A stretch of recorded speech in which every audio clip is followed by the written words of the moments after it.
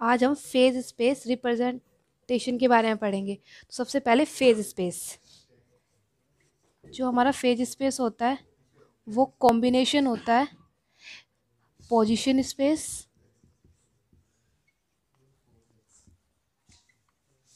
और momentum space का।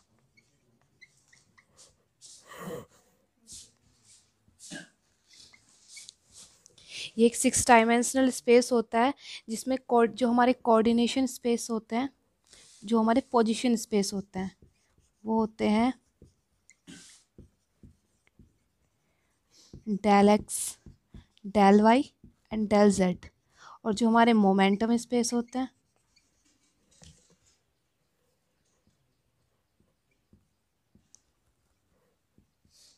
Del P x, del p y, del p z. जो phase space होता है टिनी सेल्स में डिवाइड होता है, टिनी सेल्स में। और जो हमारा फेज स्पेस होता है उसको हम म्यू स्पेस भी कहते हैं। और जो हमारी सेल्स होती हैं उनमें हम उन्हें 6 डायमेंशनल सेल्स बोलते हैं, क्योंकि इसमें 3 पोजीशन स्पेस और 3 मोमेंटम स्पेस होते हैं।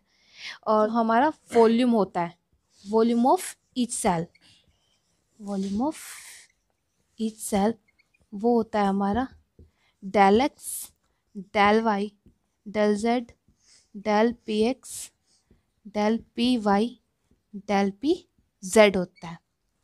जैसे मैं पहले ही बताया था कि del x, del Y, del z हमारे पोजीशन कोऑर्डिनेट्स हैं और del P x, del p y, del p z हमारे मोमेंटम कोऑर्डिनेट्स हैं। अब हम पढ़ेंगे प्रोबेबिलिटी। प्रोबेबिलिटी के लिए जो हम एन आइडेंटिकल कॉइन्स को टॉस करते हैं एक साथ, तो जो हमारी प्रोबेबिलिटी होती है वो होती है हमारी P equal to N C R upon 2⁴n। तो means n factorial upon r factorial n minus r factorial.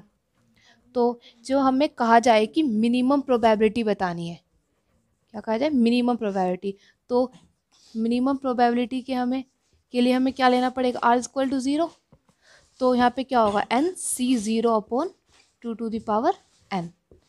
तो क्या होगा, ये होगा n factorial upon n factorial multiply 1/2⁴n, जिसकी क्या होगी 2⁴n p मिनिमम। तो हमारी जब हम n आइडेंटिकल कॉइन्स को एक साथ टॉस करेंगे तो जो हमारी मिनिमम प्रोबेबिलिटी होगी वो क्या होगी, 1/2⁴n। अब हम पढ़ेंगे एनसेम्बल।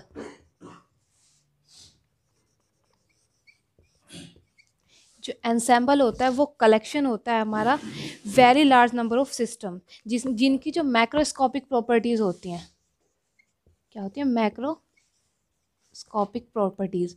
वो तो सब सेम होती हैं, लेकिन जो माइक्रोस्कोपिक प्रॉपर्टीज होती हैं वो सब डिफरेंट होती हैं। तो हम क्या कह सकते हैं, जो असेंबल है is a collection of very large number of systems with the same macroscopic properties as a given system but in different microscopic state।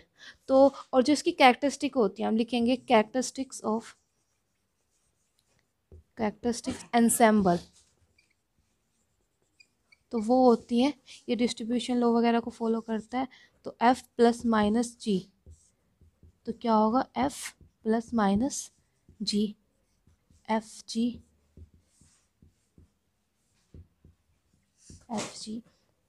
हम पढ़ रहे थे फेज स्पेस रिप्रेजेंटेशन। तो अब हम आते हैं एमसीक्यूज पे। तो उसमें question number 1, phase space means, options हैं superposition of all position spaces, superposition of all momentum spaces, superposition of position and momentum spaces and empty space. ऐसा कि मैंने शुरू में बताया था, जो फेज स्पेस होता है वो हमारा कॉम्बिनेशन होता है पोजिशन स्पेसेस और मोमेंटम स्पेसेस का। So option C is right. Now come to the option number 2, phase space is divided into. ये भी मैंने बताया था कि जो फेज स्पेस होते हैं वो हमारे 6 डायमेंशनल टिनी सेल्स में डिवाइड होते हैं। So option D is correct. Now MCQ number 3, the volume of the each phase cell. ये मैंने शुरू में ही बताया था कि ये हमारे इसमें 3 पोजीशन स्पेसेस और 3 मोमेंटम स्पेसेस होते हैं। सो वॉल्यूम क्या होगा हमारा? वॉल्यूम होगा हमारा del x, del Y, del Z, del P X, del py and del pz. So option B is correct. Now MCQ number 4. 6-dimensional space is also known as, option A is mu space, option B is alpha space, option C is eta space and option D is beta space. So इसमें जो हमारा 6-dimensional space होता है उसको हम mu space के नाम से भी जानते हैं. So option A is correct. Now come to the MCQ number 5. And identical coins are tossed simultaneously, then minimum probability of combination will be, option A 2 to the power n, option B 1 by 2 to the power n, and option C is 2 to the power 2 by n, and option D is 1 by 2 to the power 2n. So इसमें जब हम n coins को, n identical coins को एक साथ toss करते हैं तो उनकी जो प्रोबेबिलिटी होती है वो होती है हमारी N C R upon 2 to the power n. तो मिनिमम प्रोबेबिलिटी के लिए हमारी r इक्वल टू 0 होगा. सो प्रोबेबिलिटी मिनिमम क्या होगी? Equal to N C 0 upon 2 to the power n, यानी कि 1 by 2 to the power n. तो मिनिमम प्रोबेबिलिटी क्या हुई? 1 by 2 to the power n. So option B is. अब है MCQ नंबर 6. इसमें if two functions f and g are of variable u, then option A is bar F G is equal to 1, B F bar F is equal to bar G, option C bar of f plus minus G is equal to bar f plus minus bar G, option D bar f plus minus G is equal to bar f dot bar G. जैसे मैंने शुरू में बताया था कि जो assemble average होती है हमारी, एंसेंबल एवरेज की जो कैरेक्टरिस्टिक्स होती हैं वो क्या होती हैं? जैसे f प्लस माइनस पूरा बार तो f बार प्लस माइनस जी, f जी का बार जो होता है वो होती है f बार जी बार. सो इसमें ऑप्शंस हमारा कौन सा करेक्ट होगा? Option number C is correct. Now come to the MCQ number 7. According to Boltzmann canonical distribution law, at the equilibrium state, the probability pi is. इसमें ऑप्शंस हैं. Option A C E to the power minus beta E I, option B C E to the power minus beta E I minus 1, and D C upon E to the power minus beta E I minus 1. So इसमें option ए correct है, जहाँ पर जो हमारा सी एक constant है, beta हमारा Boltzmann constant है जिसकी वैल्यू बीटा की वैल्यू हमारी केटी है, और यहाँ पे ई जो है ई आई हमारी एनर्जी है. यही क्या है? Energy. So option A is right. Now come to the MCQ number 8. इसमें होता है Boltzmann relation between entropy S and probability ohm is. Options are. Option A S equal to K ohm, B S equal to K by log E ohm, option C S equal to K log E ohm, and option D ohm equal to K log E S. So इसमें है हमारा option number C, S equal to K log E ohm. यहाँ पे जो के है वो के है हमारा कांस्टेंट, और एस दिया हुआ है S entropy and ohm probability. So option C is correct. Now come to the MCQ number 9. Maxwell's law of distribution is N I equal to. ये होता है हमारा N I equal to G I upon A E to the power beta E I, जहाँ पे हमारी जी आई हमारी probability है,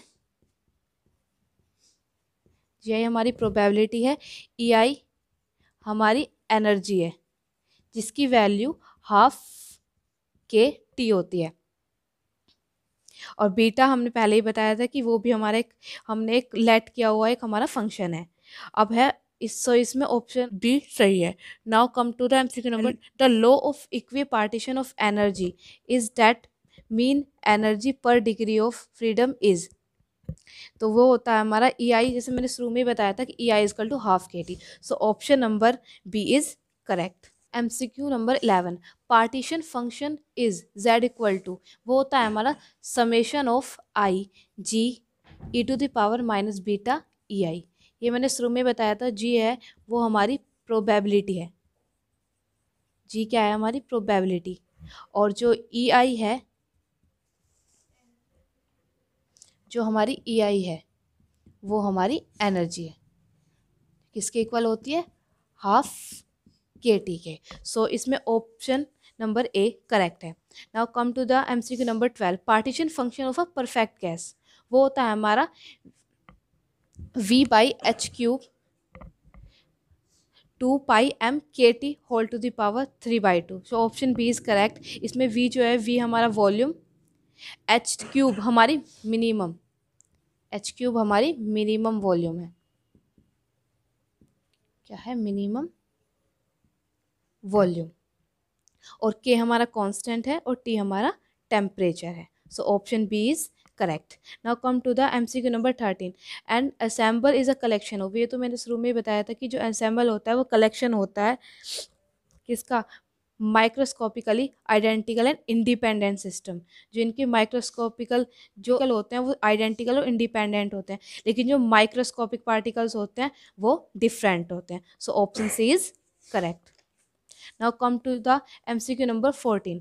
If rho is density of phase point, अगर हमारी rho is the density of phase points in phase space, then d rho by dt, d rho by dt हमारा zero होगा।